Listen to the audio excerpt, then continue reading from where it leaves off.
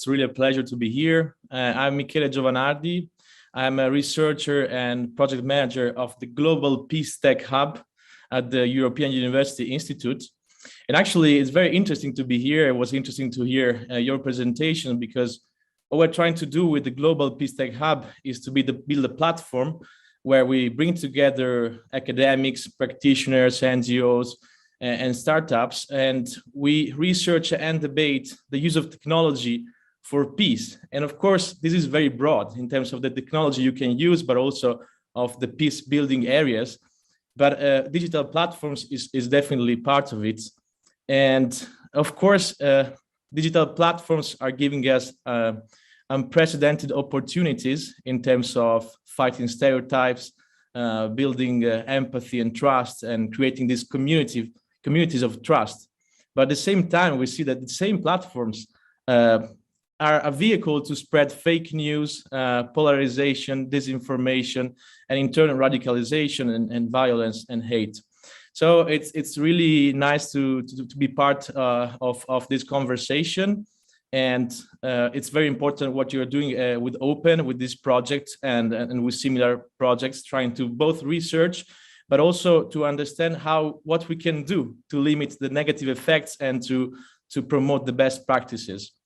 So now we will have a roundtable about this, and we want to try to, of course, also have your opinion and your take about the topic, but at the same time get to a point in which we also discuss a little bit the solutions. So what we can do actually to counter these narratives online, and what's your experience, and what's the role of civil society in all of that. And to do that, we have some very important speakers that I thank for being here.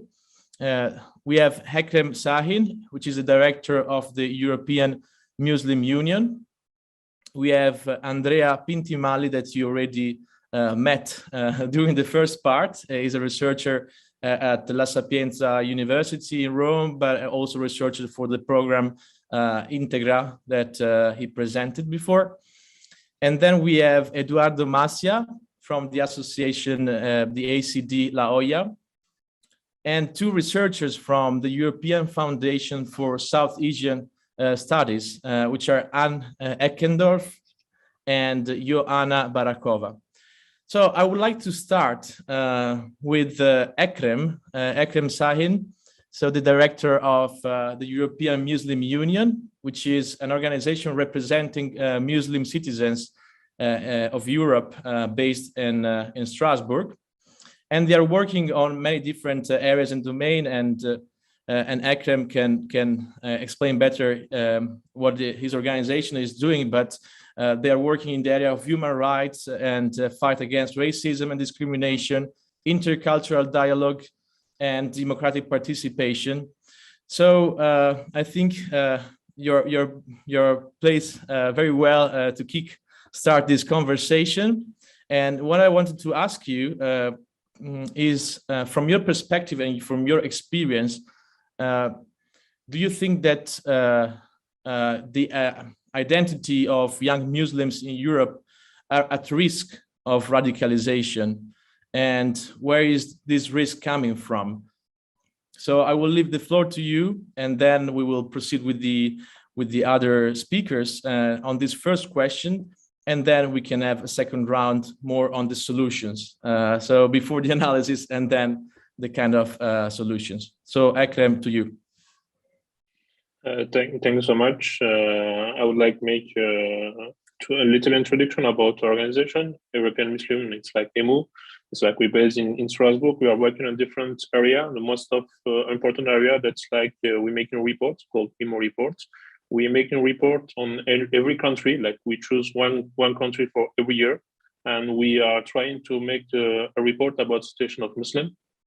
We begin about a sociological basis. We make some inquiries, some survey about to know the different problems that we can face. We also trying to also monitoring about human rights violation in this country, and we are trying to develop a different program after we make the project. And for every project, we try to share also with different international organizations like the Council of Europe, the European Union, so to make like focus about this kind of topics. That's one of the big area that we made. We made also like a lot of sensibilization about all the aims that you already said about citizenship, living together, and different program. And we also make a lot of European projects about different topics too. To be honest, it will be difficult to speak a lot because the thing that we already say a lot of things, and I don't want to repeat a lot. And I would like to show also about my perspective. It's like we speak about radicalization. The radicalization about the Muslim side is very difficult to speak about. It's like kind of taboo. It's like when I can give about my personal perspective, like we work in Strasbourg as a French participant for the project. And we try to in the first step, trying to call with different stakeholders like the mosque and etc. and different organizations deal with Muslim people. But the first step that we have some obstacle, like they don't really understand what we want to, different activity that we want to do, because it's like when we speak about radicalization, and now in France, like we have like different perspective on it. Like we have like a new law, like it's called a separatism law, and it's very difficult to deal with this kind of problem. That's what one of the big problems that we have. It's like to find really stakeholders to work in it. But I would just make like some sum up that we already say about, like to make an introduction, that we have a lot of we'll have a description about Muslim and about the type of radicalization. I just like to underline some kind of stuff. It's like most of the time, like we already said, it's like they have a lack of information. They are isolated about the community. There are some social problem. It's not just like when we speak about radicalization, it's like more a process. It's like not on one day you are radicalized and some kind of stuff. It's like and the target group that it's more like on 15 and 25 years old. And it's like the timeline in the teenage, as a teenage, it's like the timeline that they build up their own identity. They are more influenced, and they have a lot of question about it. And we have to underline also that Muslim people most of the time have immigrant backgrounds, and they face a lot of discrimination, social discrimination, and different discrimination. That can be really difficult, like for people. I can say I would like to speak about it. I don't want to repeat a lot of about that we already said. But the thing is like the example that they give from Italy, it's like the same thing, like in France and different countries. I think it's like they have a lot of problem about it to speak about it. I can like give you an example that we do.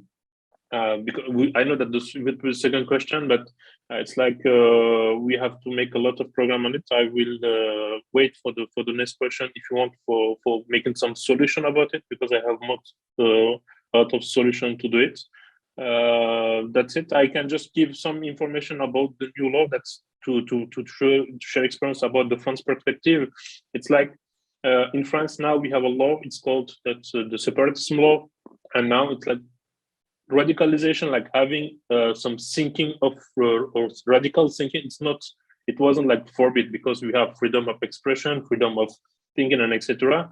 The base of the law, it was like when they go like to act about violentism acts or some kind of stuff. That was this kind of problem. But now with the new law, they make like when some of just imam in some mosque speak about, I don't know, in a not good way about when we speak about, I don't know, some community in his speech, that they can just close the mosques. And now we have a lot of mosques. Just the last week we have 3 or 4 mosques already closed too. And that's why it's so difficult to speak with different organizations. They have already like have some fear to speak about it, because they don't want to close also their mosque. I just want to share this kind of experience that we have, and I can continue about most of the solution that we can give about how as NGO we can deal with this kind of stuff?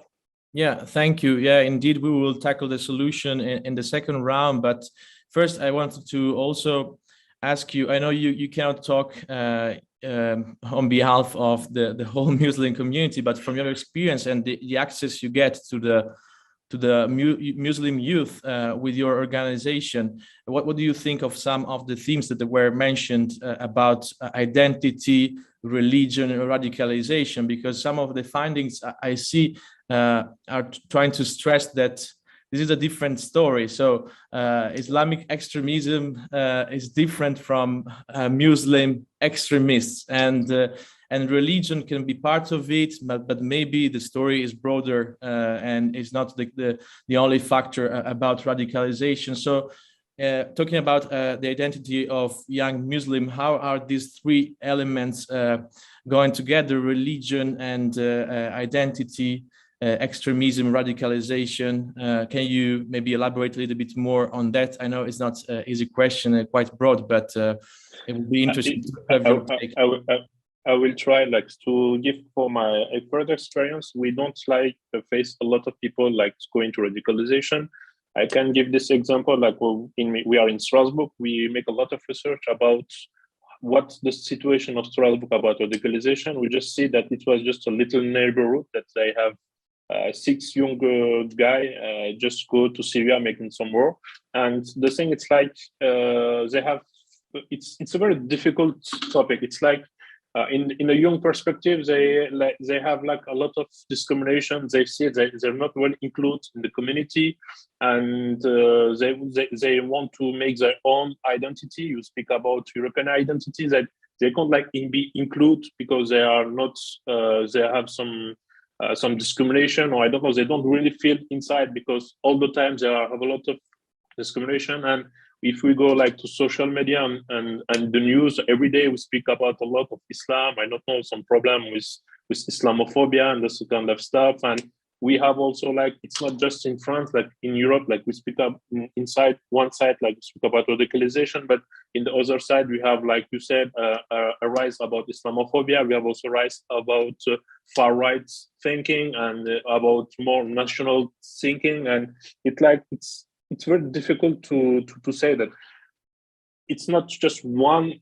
factor can be the reason to be radicalized. It's the addition of different things.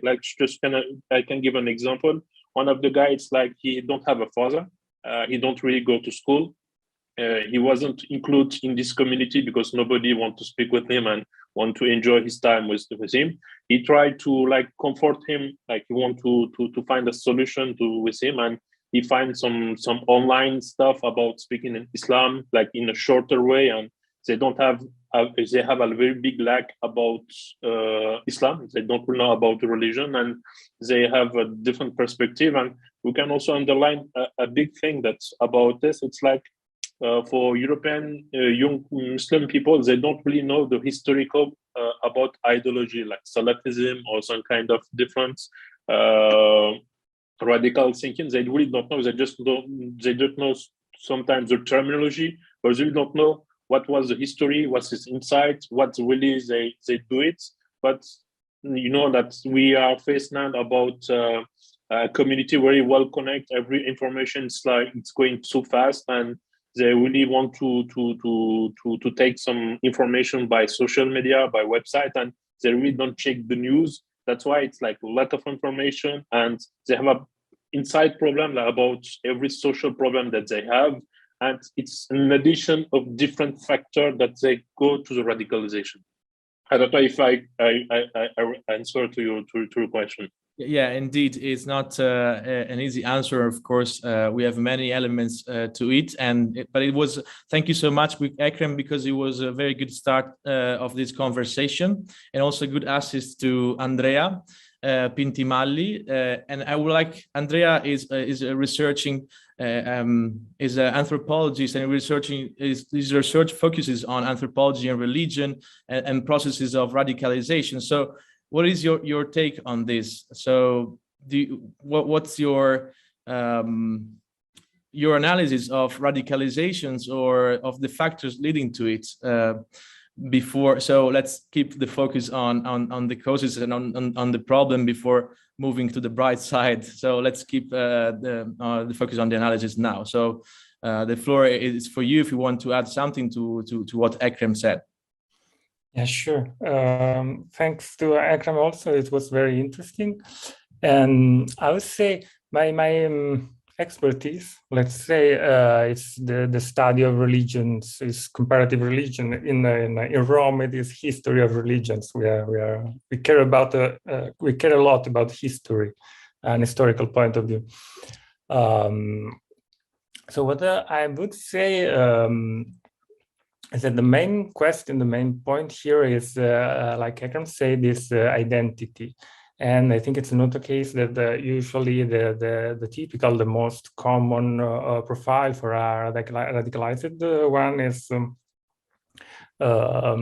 young age. You know, it's a moment, like Ekrem said, in which I'm trying, I as a subject, I'm trying to find my place in society. I'm building up my identity, my place in the world, let's say. And this can be, of course, difficult and also tricky, especially if I move from a context to another totally different, as is in the case of immigrants, even when it is second generation, because I can find myself in a context which gives me very different inputs from what I receive, let's say my family, wherever. And the point is, religious narratives address something very deep in connection to identity. I mean, the problem, the question, the main question in this age usually is where I position myself. Who am I in relation to my context?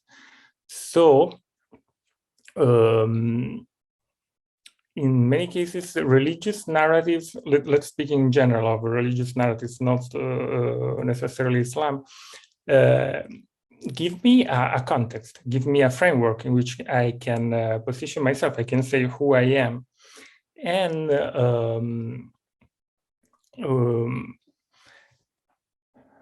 this can be particularly evident in our contemporary Western society, where the great narratives, the great frameworks to understand life, to position myself, are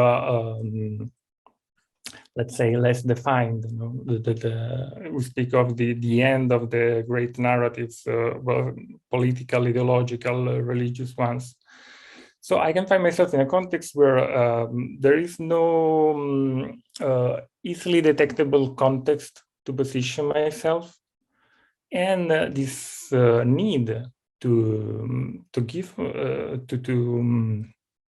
understand the position, to find an identity for myself, and often it is an identity based on differentiation. I'm this because I'm not that. And so on. When, let's say, a radical narrative, a simplistic way of describing the world is offered to me, and I'm in such a strong need for this, because I need a narration for my life, a direction. It's a very basic human need.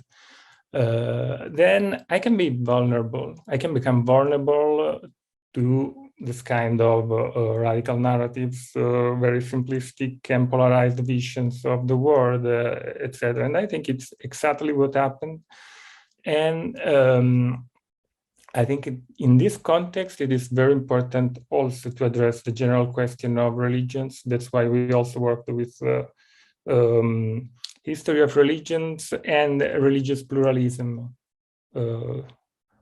Because it is important. When we speak about religious pluralism, of course, we speak also about atheism, or agnosticism. That's not the point, but to address that kind of question, to don't leave that unaddressed. Otherwise, as Ekrem was saying, most of the young people just find some very low quality contents on the web.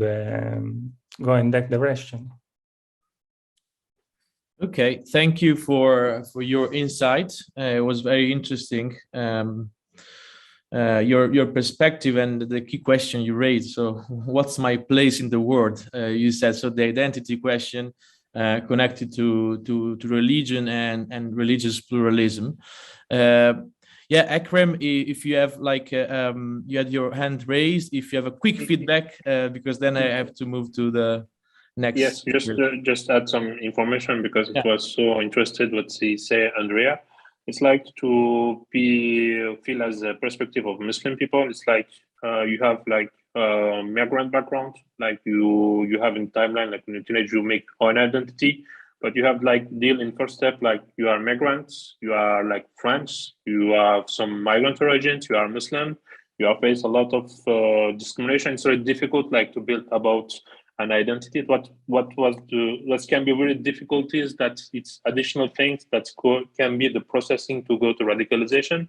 And it also like it's very interesting to speak about also the context, because Andrea already said it's like when you like researching about information, but they don't know about the context. It's like when you speak the base of Islam, it's like the Quran, it's the revealed book about Islam, and it's like if it's every revelation, it's like it's given in a specific context. It's like it's giving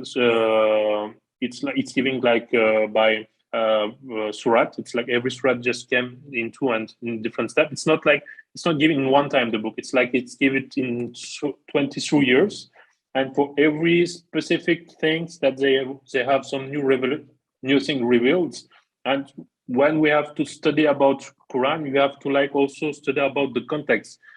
You have like, you right, that your duty, but you also to understand why you have this duty and what was the context. I think that's when we speak about information, it's very shorter that they just know about the information, but they really don't know about the context. Thank you. Now you raised other question that I would like to ask you, but maybe I keep it for later on the compatibility of the identities. You mentioned all these identities, and are these compatible also with the European identity? But let's move forward, and I would like to go to Anne Heckendorff and Johanna Barakova. They are two researchers from the European Foundation for South Asian Studies, and I will start with Anne.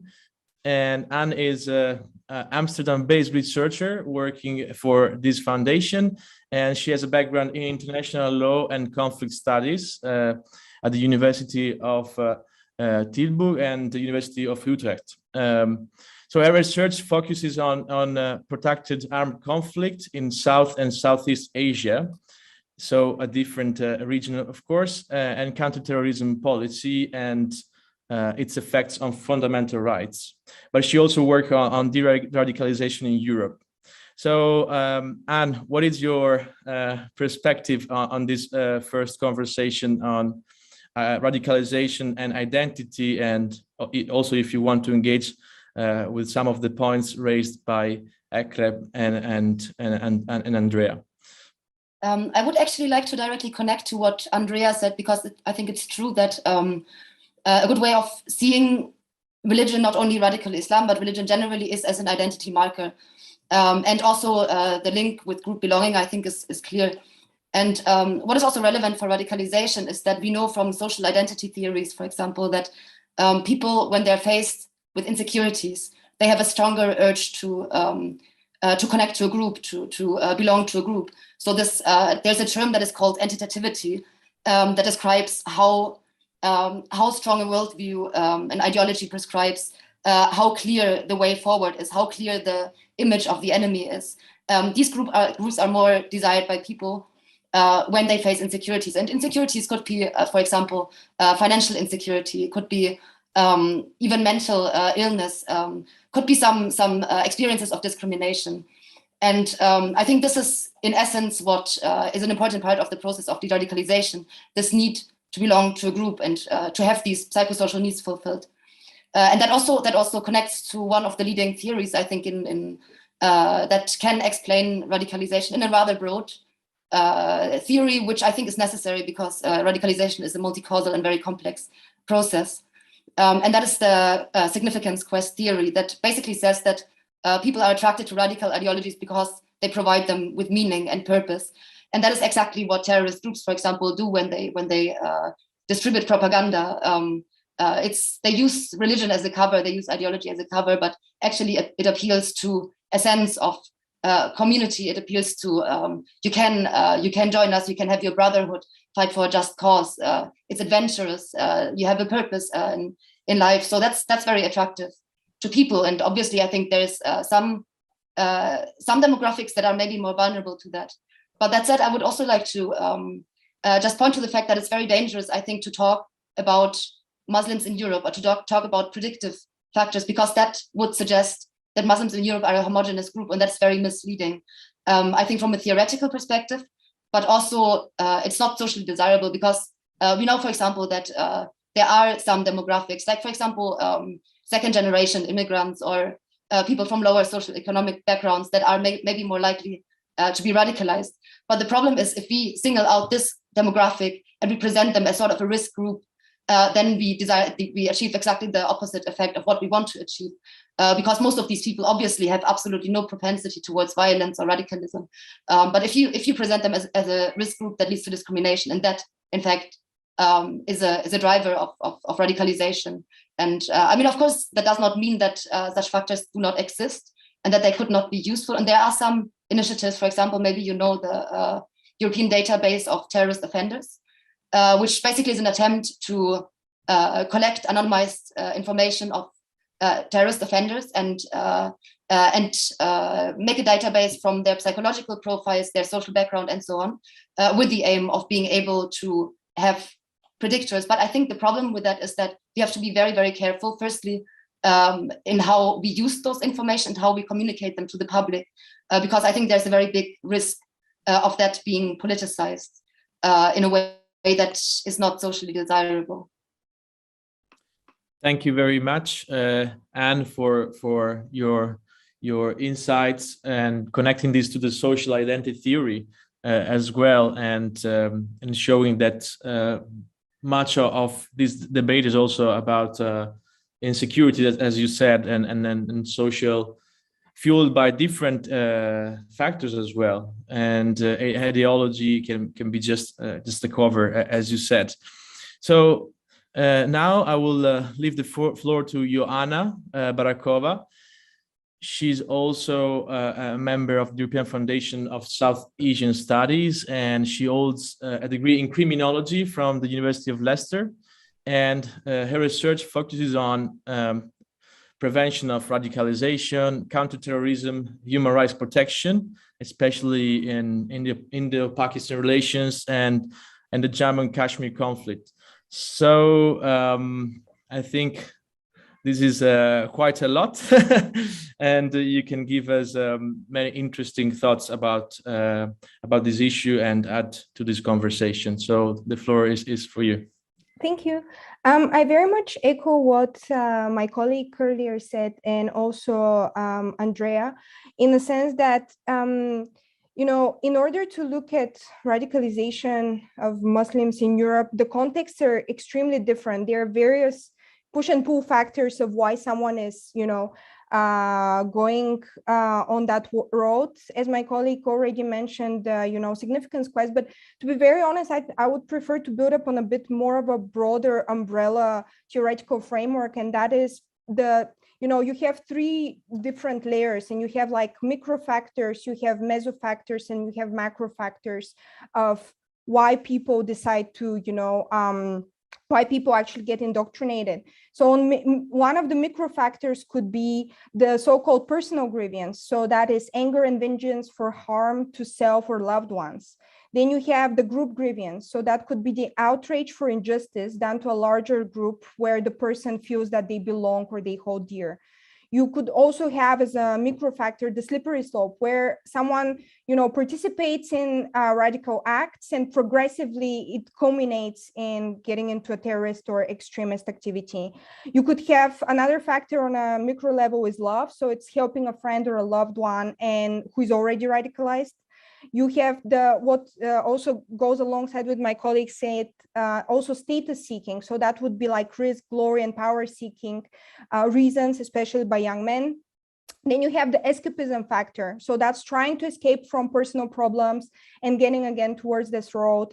And then you also have the unfreezing factor, which is basically when people feel, when they experience a time of personal disconnect, they open up to new ideas or new people, which could create this like floodgates where, you know, someone jumps in who is already radicalized and is trying to create, to also offer that to the person. Then you have the mesofactor. So mesofactor relates to group grievances and aspects affecting the community identity too. So that's so basically on more of the group level scale. So that could be like a group polarization. So and there are three types of intergroup conflict. So we have, for example, condensation. So that's competition with state power as less committed of the members of the group drop off. Then you have outbidding. So that's basically competition for the same base. And then you have fissioning, which is within group competition. And lastly, you have the so-called macro factors, which relate to the major global aspects which influence a group or an individual's decision making and affect their performance and strategies.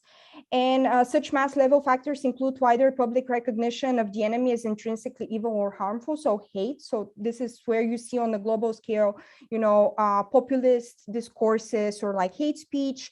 You have the martyrdom factor, which is like mobilization of opinion and action by an individual's self-sacrifice and his designation or her designation as a martyr. And then you have jujitsu politics, which is more of basically the mobilization of new support for terrorism by state overreacting to terrorist attacks. So jujitsu politics is oftentimes also this kind of discourse between far right and, you know, jihadist extremist groups, which in general feed off this rhetoric. So these are all different, actually push and pull factors which lead potentially to someone's individual radicalization or group radicalization. And why it's important to mention them is because they all play a role in also what narrative an extremist groups is using. If they see that someone is, you know, status seeking, this like risk, glory type of seeking, they would much more capitalize on those kind of narratives of, you know, attraction. If they see that someone is much more trying to escape their own problems, you know, the approach is different. So in order to, and I believe this would be like what we're discussing in the subsequent, you know, part of the discussion, in order to actually develop the approach that will address the problem most adequately, first, a very deep understanding of all these reasons, as my colleague Anne and also Andrea said earlier, needs to be there to also know how to design this kind of comprehensive approach. But again, what I was trying to explain by this very quick, you know, overview is that the contexts are very different, the reasons are very different. So just on a European level, it's completely impossible. You need to look at particular group or a person to answer those very, you know, high spectrum questions. Thank you so much for, you said quick, but very comprehensive overview. And that's indeed very important for the discussion we'll have later about the best strategies. But I must apologize because I forgot part of your profile, which is your project manager at the project Free for Youth. So this is a project that aims at improving life quality of the youth in the region of Jammu and Kashmir, also through tackling terrorism and radicalization of youth in that area. So one question, I don't know if you can answer now or later, but it would be also about if you maybe notice some similarities or differences of these two different contexts. So the context you are researching there and the context that was presented today, which was Europe. Of course, it's not a very easy question, but it would be nice to get the two perspectives, as you said, depending also on the factors and the different levels, micro, meso, and macro that you mentioned. Do you want me to answer now or when we're going to? Maybe it's good if you answer now and. Okay, so the first thing that comes to my mind is basically the approach that works. Because if you think about it, and I believe my colleague again will go into a bit more depth into that discussion about like counter narratives, and in a lot of ways they've proven that in the context of Europe, especially when they're like online, they're basically a bit of a hypodermic needle type of approach. You know, they tackle very much on the surface, they're tackling, you know, the symptoms, and it has this, you know, limited opinion that the person who is radical who is equally, you know, receptive of, you know, this stimuli. So if they're radicalized and you give them a counter message, they would, you know, they would de-radicalize. And I think there's a lot of discussion on that in the context of Europe, that it's not that successful and sometimes it's counterproductive. I think the difference here comes when you're working in an actual conflict zone or in a place where, you know, terrorism originates. Like in our case, we work a lot in the region of Jammu and Kashmir, you know, also Afghanistan, etc. And there you need the counter narrative to begin with, because there it's not like in Europe where, you know, you thankfully you don't live in a, you know, or at least in Western Europe in a conflict area. But when you're surrounded by this constant, you know, propaganda and preaching from terrorist groups that are trying to recruit, you cannot start with an alternative narrative where you're, you know, approaching youngsters and you're giving them the necessary skills. And you need to first tackle the extremist narrative. So you first of all, alongside with providing them with skills, you need to also teach them how to become critical. That's why that was my plan on discussing the whole project and how we've shaped all the activities around this understanding. And the findings that we constantly improved is that, you know, we've engaged a large spectrum of different actors that would share this message. Like, for example, an imam is best positioned to first explain how, you know, jihadist groups are exploiting, you know, religion, and explain to the youth, you know, the righteous readings. At the same time, you have a frontline practitioner who is best positioned to, you know, also train them into certain skills. So I would say the major difference in Europe and in a region in South Asia, particularly in Kashmir, that would be the fact that counter narratives are quite relevant. You need to provide them first with this context to build up on the alternative narrative front, which I think in Europe might not really be the case, because in Europe, you know, also a lot of these counter narrative approaches are just online, while in our case, we work on the offline field. So we try to work with the youth there, because online is also not, that's maybe the other thing. Online campaigns are also not that maybe successful, if they are, you know, at all.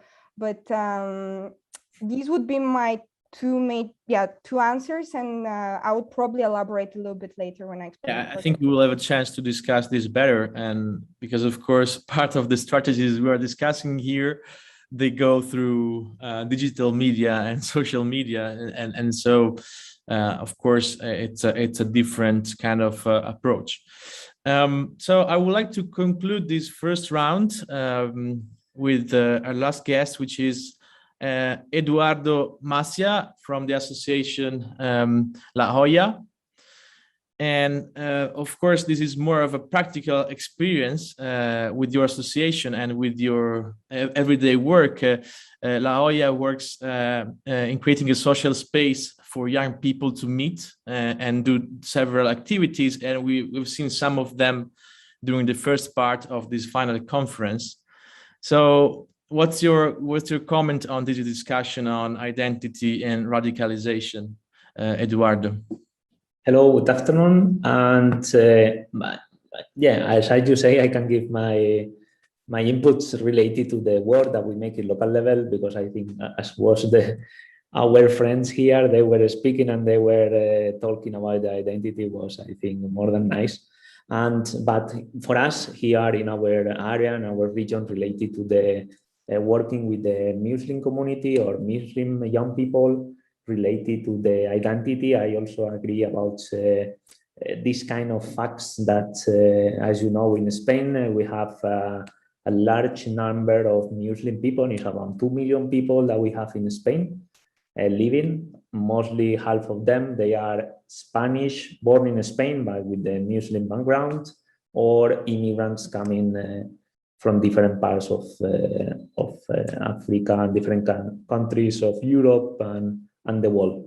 In this case, for us, the work that we have with them and related to this identity of belonging to part of the activities and the things that we work with the organization is we are trying to support them and to involve them related to the culture. One of the biggest steps that we have, and also when we talk with the young people, with the Muslim young people, is this part of the culture of the religion and to understanding for the other youngsters this religion part.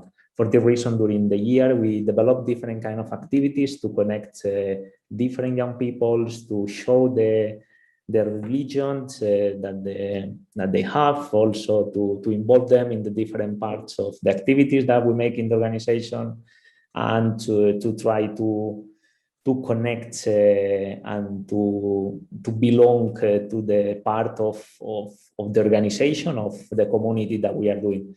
Mostly of the people that they are coming is people that they have disadvantaged backgrounds, because the Muslims that they are part living in our area, they are belonging to Muslim communities in this case, as we have in our area, and they are mostly attending the activities in the Muslim communities. We have cooperation. We are working with different organizations, Muslim communities, to try to get together and to not to have this gap between the culture, between identities, or between religions, and to try to connect and to be part of one thing together.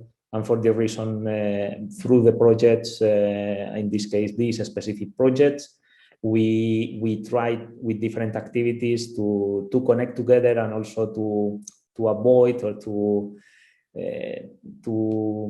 put out the young people from the part of radicalization. That is one of the objectives of the activities and the project that we have in the organization. I think the speech that I will do here is more as I do told as a practical things and activities that we are doing related to local things.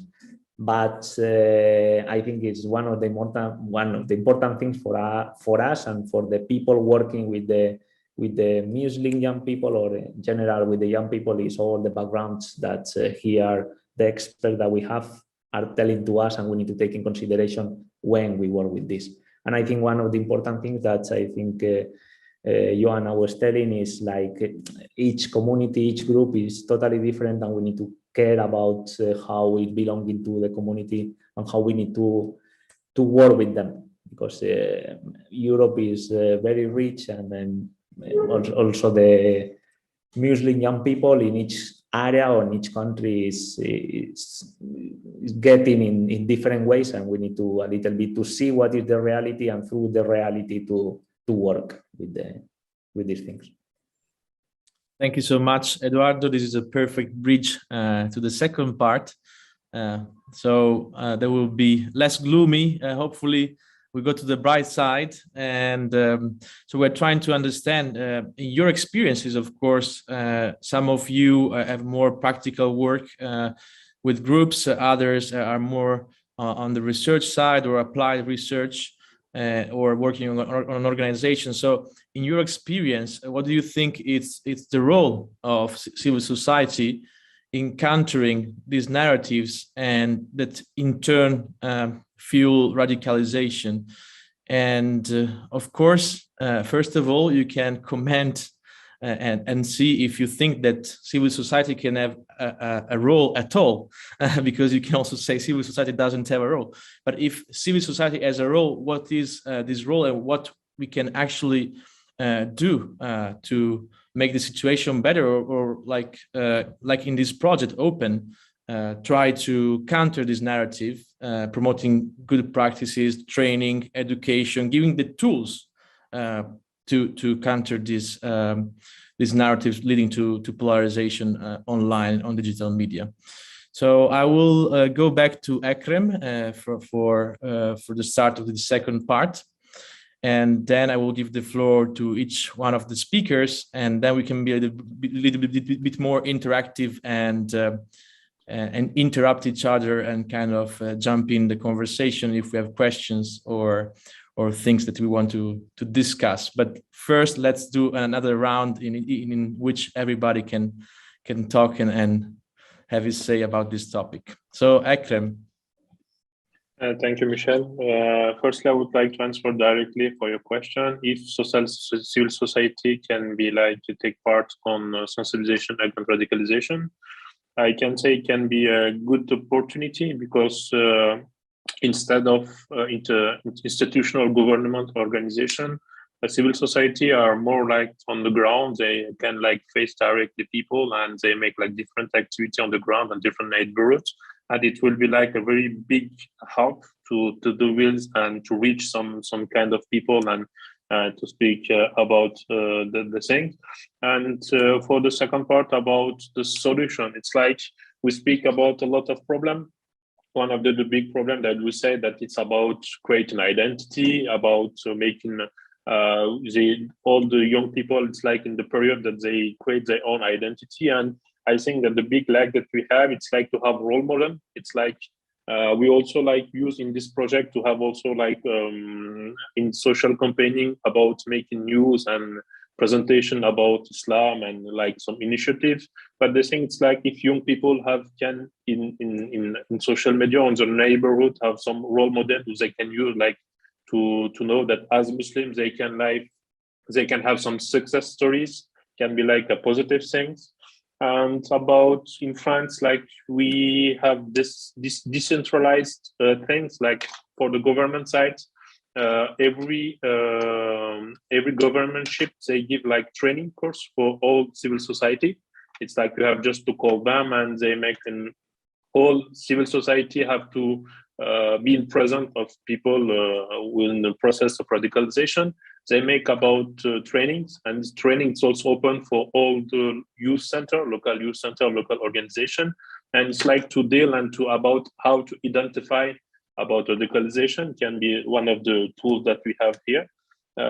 It's also during the training course, they also give all the people like for the civil society sides, give introduction about Islam, about also on a social basis, what's the difference of inside the Islam and all the history and how it's like coming in this country about history in this kind of history that can be so interested to do it.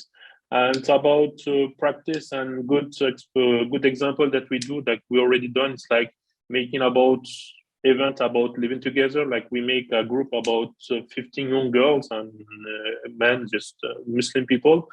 We make like a weekend about living together. We first begin at the big mosque in Strasbourg. Then the second day we go to the big synagogue, and the third day it was a big church.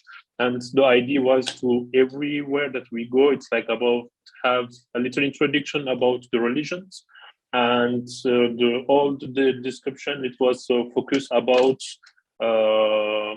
respect, mutual respect, about also living together and coexistence. That was the idea that we have to organize, and we do it like every year. And it's idea to also develop the perspective of young people to know that they have also different religion in Strasbourg, and like we can show them as a model, like they have coexistence between religions. They haven't really war, and they really have very good dialogue in Strasbourg, and like a very good model for you too. That's one of the things that we do. We already speak about social campaigning to make about good thing, but we already make like some trainings about. We make a training for Muslim association, how to identify and what is radicalization, and how to deal with social media too, because it can be one of the step that we do, because most of the time Muslim organization really can't like moderate their social media. And we invite an expert, and we do it like a workshop on it. What we do, we make also like different sensibilization with a local youth center that we have make a partnership. We made a weekend just for like we go to ski with the young people. we made just a little camp about ski. The second week, we make about sensibilization about integration, the history of the integration in France, what's have to be a citizen in France. And the third one, it's like we speak in about radicalization. And the last event that we do, we made about a media literacy event, and that's we will continue it, because one of the things that we underline on this project, it's like most of the time they really don't check about the sources, and we want to like develop. It's like about making or organizing some event to develop critical thinking and about media literacy. I think can be also a good initiative on it. Thank you very much for this set of examples, very concrete examples from real projects. And I will now go to Andrea for answering basically the same question, but you can also answer, of course, from a different angle, not from concrete projects and experience, which of course I've always welcomed, but also if you think that civil society has a role to counter radicalization, and what is that role in creating alternative narratives or engaging these communities or building these communities with social media? Thanks. Yes. Starting with practical project, with concrete project, I work here with the Programma Integra, also with other organizations in the idea of active citizenship through the history of religions. We realize several workshops in schools, in different levels of schools, from children to high school, to share and teach about the religious pluralism, the different religions in the world, from a historical and life perspective. So we speak about religions, but we speak also about agnosticism and atheism, of course, and different ideas. Because first of all, I think it's important to address the topic, to tackle the topic of religion.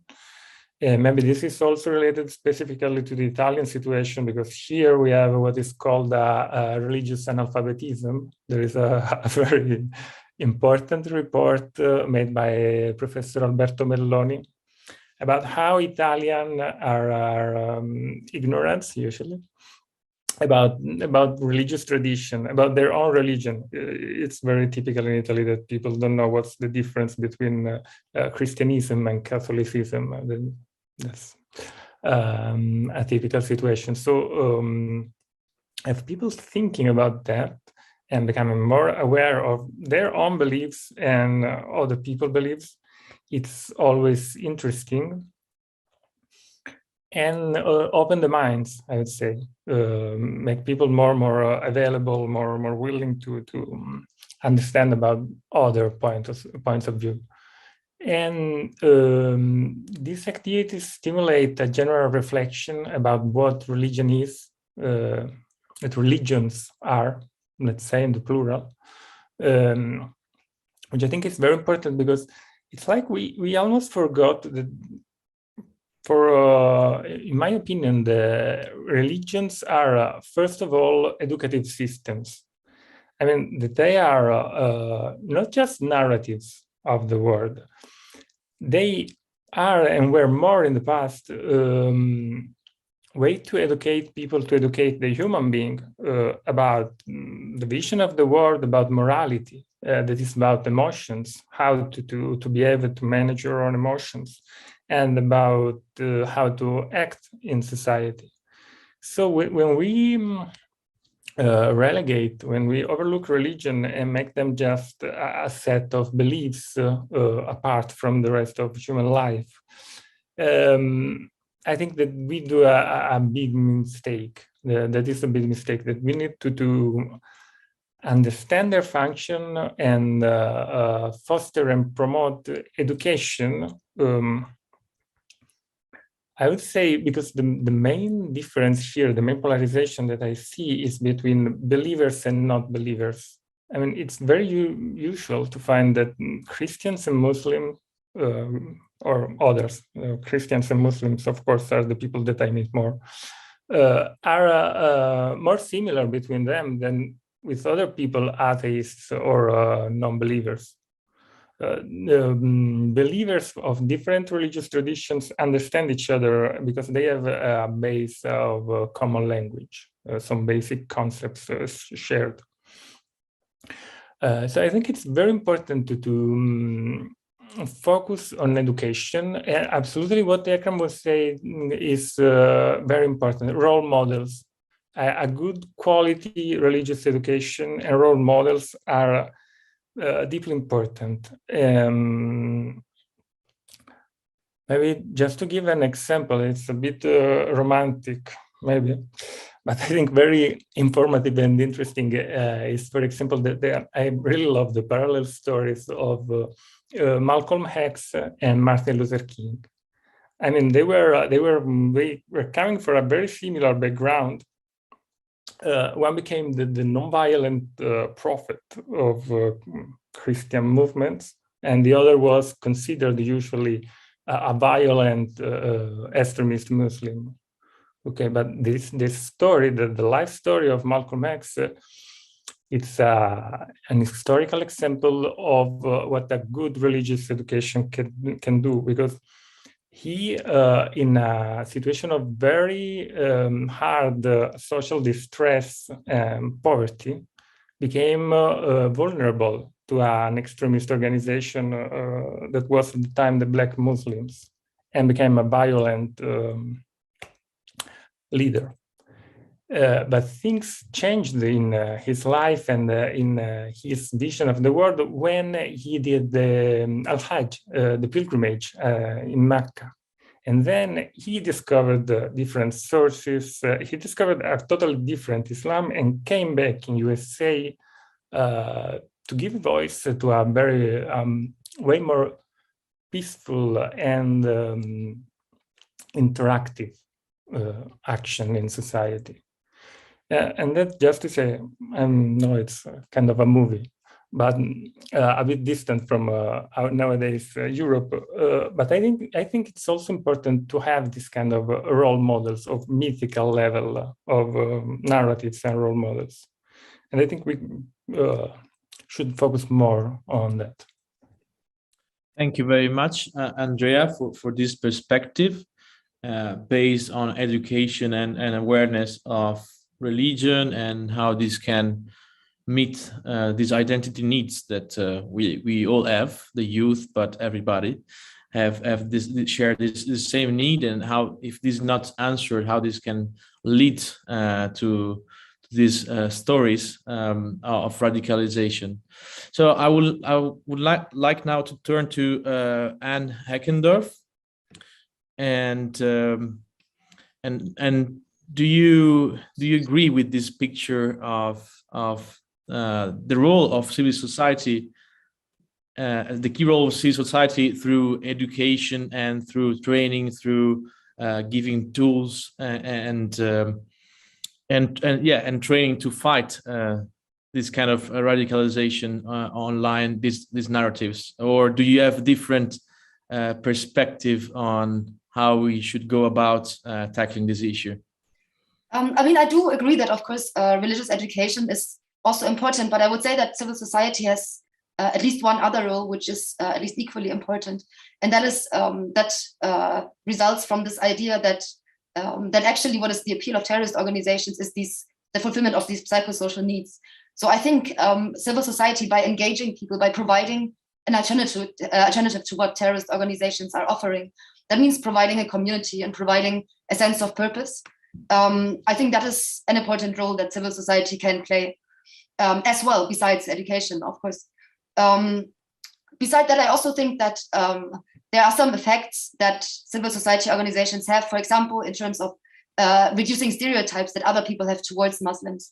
Also, for example, if, and there's different models for doing so, if civil society has a way of connecting to central governments, for example, they can play a very important role in informing government policy because, as was said before, civil society is the closest to people. They understand the needs of actual local people the best. And that is also the case the Muslim community. So if the Muslim community, civil society organizations that have Islamic nature or Islamic tendencies, if they can organize themselves well and connect with the government, exchange information, maybe institute some mechanisms for regular information exchange, I think that would also help the Muslim community to have a representation in official government policy. So I would also see that as quite an important role of civil society. I have a bit of an opinion on the counter-narrative approach. I'm not sure if now is the good time to address that, or shall we talk about that later on? I'm muted. So I think it's it's relevant because maybe then the others can react to it later on. Okay. Well, I think and that again, the argument that I have about counter-narrative approaches goes back to this idea again that that it's an exploitation. Terrorist propaganda is an exploitation of psychosocial needs, and these appeals that terrorist groups use are extremely strong. They're extremely sophisticated in exploiting young people's sentiments and needs. And unfortunately, counter-narratives just don't have this strong appeal, especially to people that don't have a positive outlook on life, that have made experiences with discrimination, perhaps. They just won't be attracted to counter-narratives to the same extent as to the actual terrorist narratives. I do believe that in certain contexts it could have the effect of bolstering resilience, but it will not have an effect for people that are already in the process of radicalization. And that has to do, amongst other things, with confirmation bias. This idea that people tend to reject information that contradict their deeply held beliefs, and which, for example, also explains why there are flat earthers, even though there's an abundance of very scientifically well-founded information that prove that the earth is wrong. And I think the same is the case for radicalization, that people who so deeply tie their identity to a certain ideology, they will not be convinced by some counter-narrative. And actually, there's a lot of studies, not a lot of studies because it's a understudied methodology, but the studies that exist show that oftentimes counter-narrative approaches could actually be counterproductive because it sort of confirms what terrorist groups say, namely that the West is trying to paternalize them and to sort of discredit their beliefs. So that's why I would be very careful with the counter-narrative approach and in terms of its effectiveness and what it can actually do.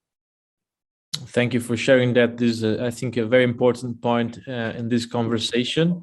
But then also the question is if maybe different approaches are what you said. So different approaches work with different groups or people at different stages. So maybe the education, the counter-narrative, or the narrative in general, the social campaign can work for general awareness, but in some more specific cases where people are already radicalized, maybe something else can work. So also making this distinction is important. And now I would go to Johanna Barakova. Do you agree with these views, and what's your take on this? Just regarding the question with the civil society's role, I very much agree with also what the other speakers talked about. The only point I would have add is that very much civil society organization act like the first point of contact on behalf of youth. Also because there's widespread trust deficit, whether it comes to local authorities or decision makers. So they play the important role of being a bridge between the young people and the authorities and the decision makers. And this is where maybe I'm making also the transition to when we talk about the counter narratives or alternative narratives. It's basically very important for a successful prevention of radicalization campaign to profoundly understand the needs, priorities, motivations, beliefs, and influences on the target audience or the young people, how, where they communicate, with whom they are inclined to respond. So in order to, and this is where, what I'm trying to say is that the counter-narrative response could be helpful or not, but you need to know what are the messengers and mediums of communication of the target audience. So this is where you engage with actors, not only civil society organizations. You can still engage with, frontline practitioners, religious leaders, associations representing minority groups, role models or youth leaders, former, jihadists, victims of terrorism, educators, so scholars, family members, direct neighbors, etc. The reason for that is the same manner terrorist groups are using multiple platforms to communicate their message and different mediums of sharing this message. A campaign that is trying to tackle that should also be, very cohesive and comprehensive of these things. And this is where, maybe I can also give a brief description of Free for Youth, because this is exactly what we tried to do.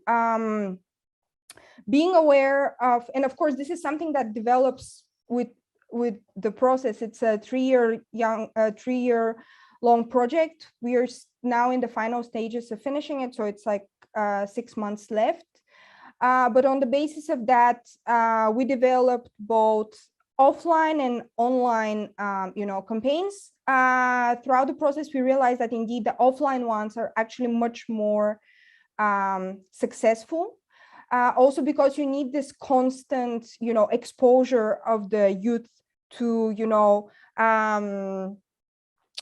the what we discussed about, like, religious leaders, but also frontline practitioners, victims of terrorism, former jihadists. We had people who have been stone pelters, and young people as well, who explained why they decided to desist from this path. And overall, we have basically, in total, we have 69 workshops, 54 of which have already been implemented. And in the first part of the project, which was last year, the first 6 months, we focused much more on the part where we explain what are the different theories of radicalization, push and pull factors, by bringing also, people, whether victims or family members who have been of, people who have engaged in terrorism, frontline practitioners, local authorities as well. We've been trying on multiple fronts to tackle, first of all, provide, this so-called, counter-narrative, first basically exposing, what the terrorist groups in the region have been discussing, trying to debunk that, but simultaneously to that, also doing trainings on media literacy and information literacy. So basically enhancing the critical thinking, trying to show how social media could be, extremely luring and extremely, fraught with propaganda, which in a region like the ones we've been working, it's actually widespread. We were shocked in the very beginning to see that we distributed questionnaires, because we have more than 500 young people who have been engaged throughout these trainings. And in the beginning, 80% of them, when asked, do you believe that what you read in social media is true? They said yes, which from a European perspective, you would be, most of the people would be surprised, because it's almost ingrained in, in our educational system that more or less you do have this idea that, media, and whether mainstream or social media is being used by certain actors to propagate their interest. Not, I'm not talking about terrorists, but just like, different political groups, for example. Whereas you see that in different contexts that could be very different. So this is where, you need to keep working on that, and we still continue doing this. But on that basis, basically, so we first started with that. Now with the second part of the project, we try to engage more with this so-called alternative narratives, where, while again discussing, media literacy and information skills, we also try to promote, how to become, for example, how to get into civil society jobs, how to become a social media influencer if the people are interested, how to use social media to your, professional advantage. So from my perspective, in terms of how this project we've been implemented, and we are also basically at the end of this project, we're going to issue like a handbook where we describe all these activities. We issue all the different exercises we've used and different approaches. We've discovered that it really needs to be on all levels. Like you cannot have neither counter nor alternative narrative, nor, you know, what is called like government communication, you know, strategies, which is basically the government itself trying to, you know, the activities that they're undertaking to prevent radicalization. It really needs to be on multiple fronts. Like this is where civil society needs to engage with other actors. They need to engage local authorities, decision makers, you know, victims of terrorism, and so on and so forth. Because and this in at least in our experience, it also needs to be very intensive. You know, publishing 10 videos and having 10 workshops, it's very unlikely that is going to work in the long term, especially if, you know, you have someone who is really, you know, largely already, you know, indoctrinated. It needs to be very high intensive type of campaign. And we've also used social media. You know, as I said, we've also done videos and stuff, but that was mostly for it was part of the offline activities. Like we had like online videos, you know, designed to, for example, explain what is media bias, what is confirmation bias, what is, you know, media literacy, etc. But we've used them alongside with the offline materials. So this is just very much in a nutshell. I've prepared some other things, but I believe that the other speakers have also something to say. So in case anyone has questions, I'm happy to answer. Thank you so much. This was very interesting, and we are looking forward to the results. Having a look at the results of this project that is connected to, I think, many other things everybody on the screen is doing. So it would be nice to keep this connection. And you said that the offline is more successful, but at the same time, it goes hand in hand with the digital part, media literacy, and developing critical thinking, because there on these digital platforms is where this radicalization narrative plays. So it's important that the two go hand in hand. Yeah, just to add, like the project itself was about preventing also radicalization online. So in essence, trying to prevent young people in Jammu and Kashmir to fall prey to these narratives. What I'm trying to explain is that a lot of the approach for getting this media literacy knowledge and information knowledge was offline, because we realized this is the most successful strategy. But we are trying to teach people to be critical of what they read online. So because this is where the narratives of terrorist groups are proliferating, of course. But what I'm trying to say is that the offline activities, while addressing the online problem, are very important as well. Yeah, that's clear. Thank you so much. And I will now turn to Eduardo. And from your experience, what do you have to add to this conversation about building this sense of community as an answer to some of these identity and isolation issues that sometimes lead to radicalization?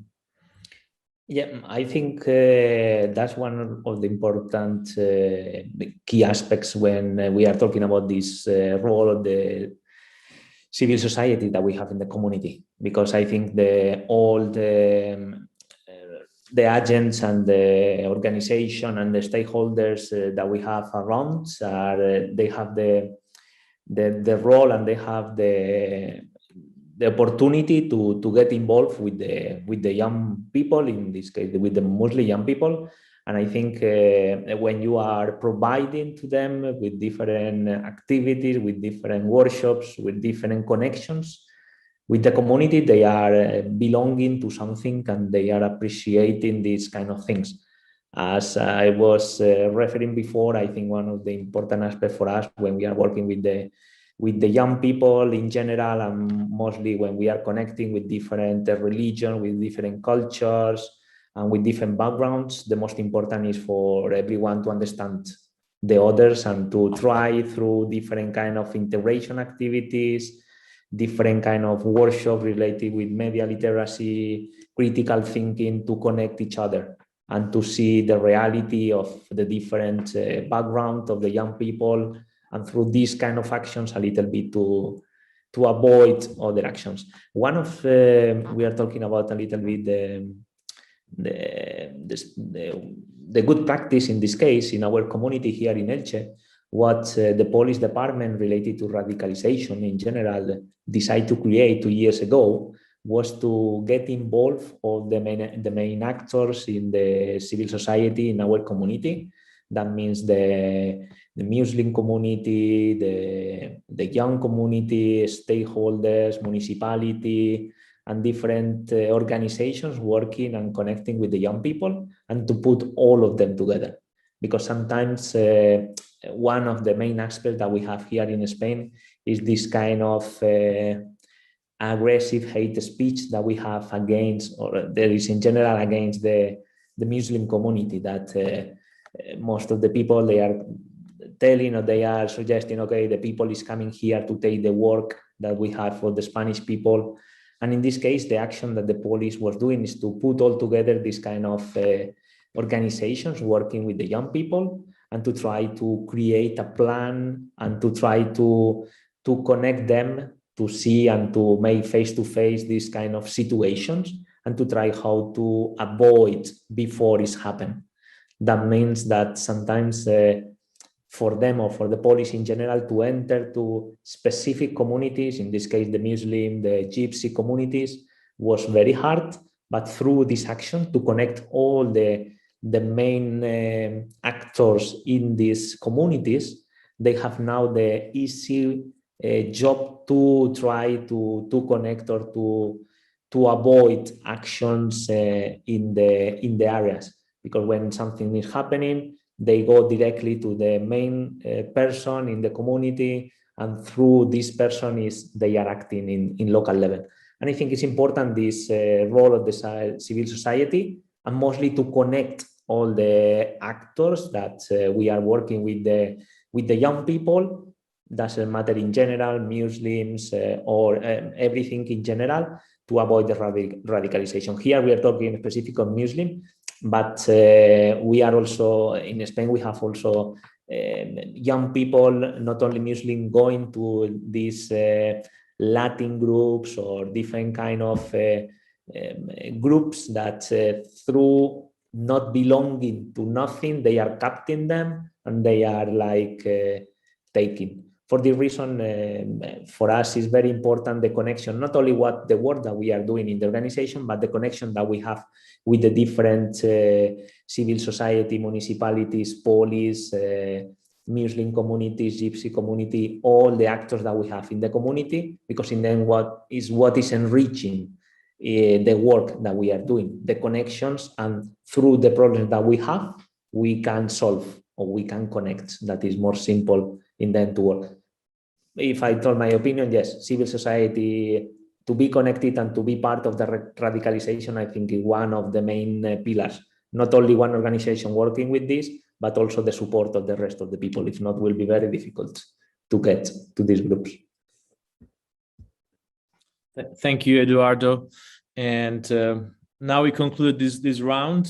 We still have some time if you want to develop a little bit or go deeper into some of the issues, or if you have some questions or additional comment that you didn't manage to cover previously. I think it was a very informative session, and we covered a lot, and I also liked the breadth and diversity of perspective here, and I gained a lot, I must say, from this. And of course, on the solutions, I can tell on my side that what we are doing at my institute, School of Transnational Governance, is more reflecting on the governance level, and that's why it's so interesting to hear about the civil society perspective, because normally we're trying to analyze these technologies and these challenges, and then try to figure out what's best regulation in different forms. So not just the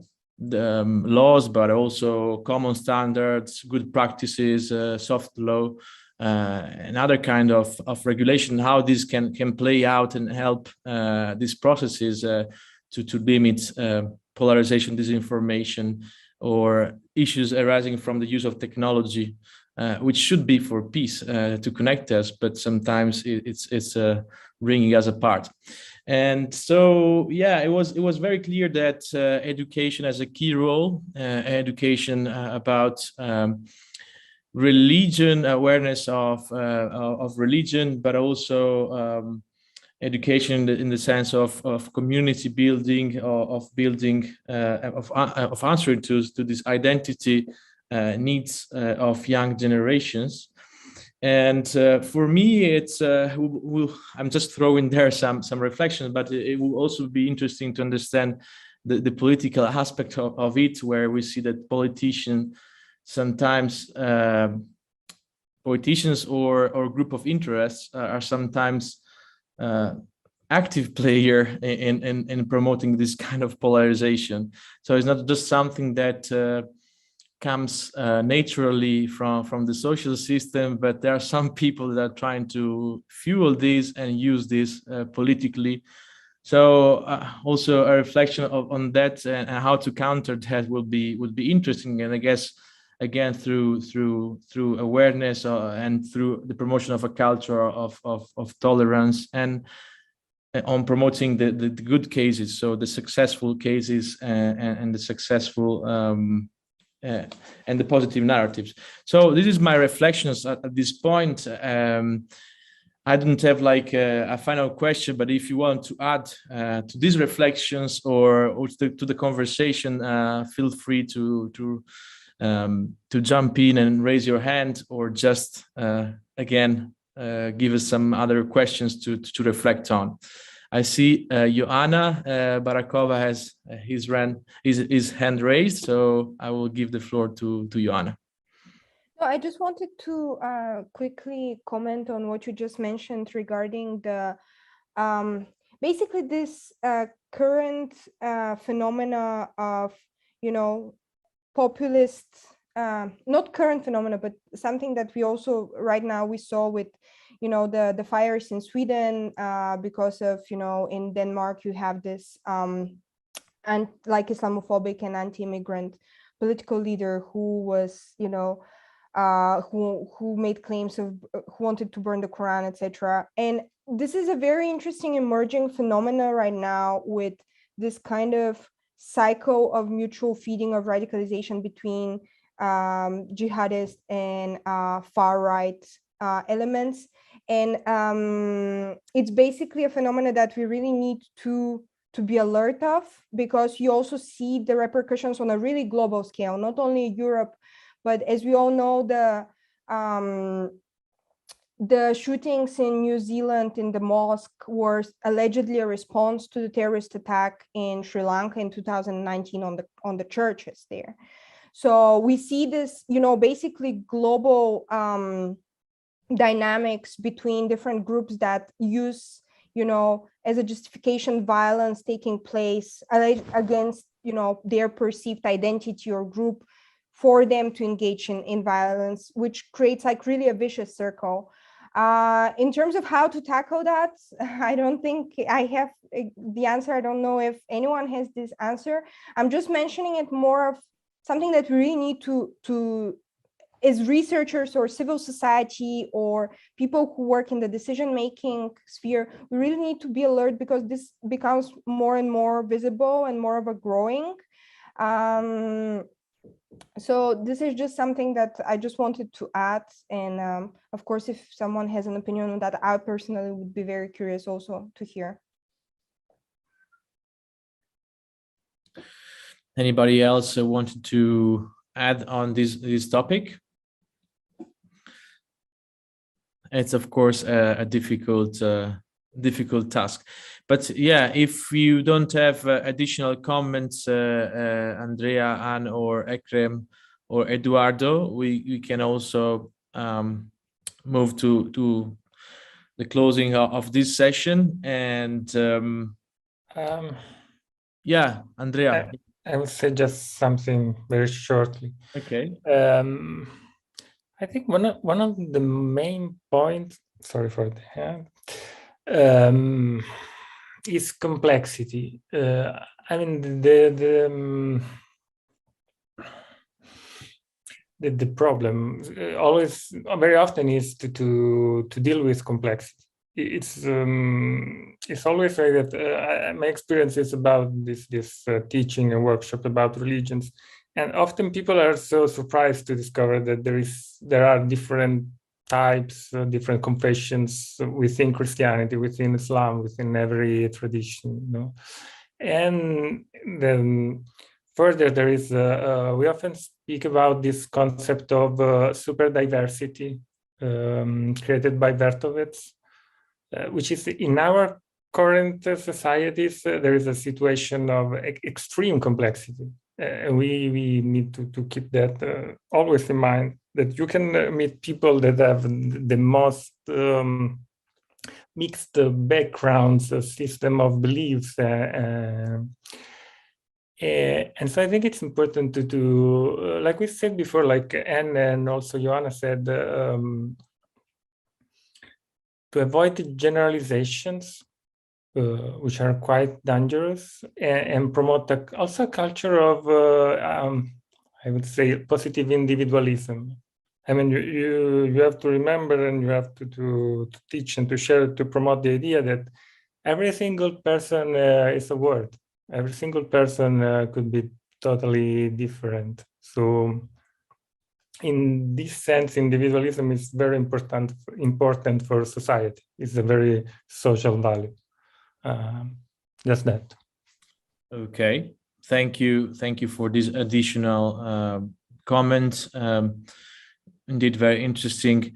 And I would like to close this session first of all by thanking all of you, and thank you to Ekrem Sahin, Director of European Muslim Union, and to Andrea Pintimalli, researcher at Programma Integra and University La Sapienza, and Edurdo from the Association La Hoya, and Anne Heckendorff and Johanna Barakova from the European Foundation for South Asian Studies. And to conclude, I think this was very, very informative session, and I will go back to it and listen it again because I took some notes, but there was so many different aspects on this conversation. And I also thank you, Johanna, for adding this last comment, which I think is very relevant on the globalization of the violence and on the reiteration of violence fueled by identity issues. And I think this is a very, very important issue, and that's why, and also very, maybe we're not thinking about it because we had other issues, COVID, and now we have some conflicts in Europe, but it's something that is just there. And it was working out as we are talking, and it can become again central very soon. And maybe we are not thinking enough about it. And prevention is always better than reaction. So just to say that this project, Open, and the projects you are working on and similar projects are so important in order to prevent this from happening and building this culture of tolerance, of awareness of diversities before it's too late. So with that, I thank again the organizers of this final conference and Umberto from Project Open for this invitation. It was a real pleasure. And I will give the floor back to you as a housekeeper for the final word. And thank you very much. And I hope to talk to you again very soon. Thank you very much. Thank you very much, Michele, for this very important presentation. I think that this roundtable was very, very interesting. I take a lot of notes, and also I will re-listen all the round table because it was very, very full of thoughts. I think now the project officially will be closed, but I think also on this occasion was an opportunity to meet also other people from different experience. We meet the project Free for Youth. We meet you that has another kind of experience, but of course we work with different perspective and with different angles to something that is very similar. So I think in the future we can continue the work with other projects maybe, or also try to use the tool and what we have done in these projects. The web pages will continue to work. We have to populate with the new contents. Of course, the conference will be available for all the people that today miss, or also for people that want to re-listen again. And I think we have a lot of space to continue this work, because Open Project is just the beginning of something that has to be done in different places and in different countries. Thank you very much to all the participants, to all the speakers, to the volunteers, to all the organizations that with us create these projects. And on behalf of the Open Project and on behalf of my organization, that is Area 2.0, I would like to thank also the audience and the people that will listen in future this conference. Thank you very much to all. Thank you. Thank you, Umberto. Thank you. Thank you.